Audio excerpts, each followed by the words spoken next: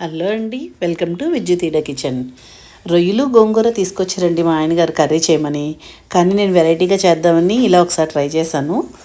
కానీ చాలా బాగా వచ్చింది. మీరు కూడా ఒకసారి చూసి కొలతలతో పక్కా కొలతలతో చేసుకోండి. ఒక గిన్నెని స్టవ్ మీద పెట్టుకొని ఆయిల్ వేసుకున్నాను. 2 స్పూన్లు ఆయిల్ వేసానండి.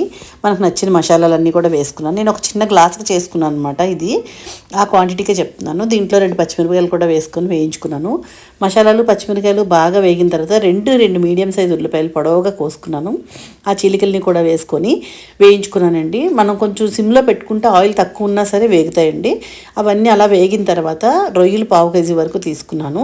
ఆ రొయ్యలను అందులో వేసుకొని ఒకసారి వేయించుకున్నాను అనమాట. ఇలా ఒకసారి వేయించుకొని కొంచెం సాల్ట్ కూడా యాడ్ చేసుకోవాలి. ఈ స్టేజ్లోని వేసుకుంటే అందులోంచి వాటర్ వస్తుంది కదా, ఆ వాటర్తో ప్రాన్ అనేది ఉడుకుతుంది అనమాట, సగం ఉడకాలి.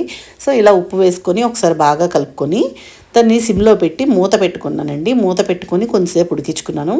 తర్వాత చూసారు కదా ఎలా అయిపోయిందో, రొయ్య అంతా సగం ఉడికింది.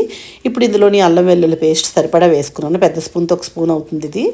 అల్లం వెల్లుల్లి పేస్ట్ వేసుకొని అది కూడా పచ్చివాసన పోయే వరకు కొంచెం వేయించుకున్నాను. వేయించుకున్న తర్వాత ఇవన్నీ బాగా దగ్గరికి వేగిన తర్వాత మాత్రమే ఒకే ఒక టమాటాని పొడవుగా స్లైసెస్లా కట్ చేసుకొని టమాటాని వేసుకోండి. వేసుకుని టమాటాని కూడా కొంచెం మగ్గనివ్వాలన్నమాట. కొంచెం మెత్తగా మగ్గిన తర్వాత గోంగూర ముందుగా వేరుకొని శుభ్రం చేసుకొని కడిగి అవన్నీ ఆకుల్ని కూడా ఒక 2 చిన్న సైజు కట్టలండి, ఆ 2 కట్టలు అందులో వేసుకొని దాన్ని కూడా మగ్గనిచ్చాను. ఇది కూడా మూత పెట్టుకొని సిమ్లో మగ్గిస్తే బాగా వాటర్ వస్తుంది. తర్వాత అందులో రొయ్యలు కూడా ఉడుకుతాయి. దాంతోపాటు దగ్గరగా ఈ ఆయిల్ తేలే వరకు కూడా వేయించుకోవాలి. బాగా నీట్గా నెమ్మదిగా నిదానంగా వేయించుకుంటే బాగా వేగుతుందండి. పచ్చివాసన అంతా పోతుంది గోంగూరలోని. గోంగూర పులుపు కాబట్టి మీకు ఎక్కువగా కారం పడుతుంది. ఉప్పు కారం మసాలా కూడా ఎక్కువగా పడుతుంది. కొంచెం కాస్త ఎక్కువగానే వేసుకోండి. నేను మళ్ళీ కారం కూడా యాడ్ చేసుకున్నాను.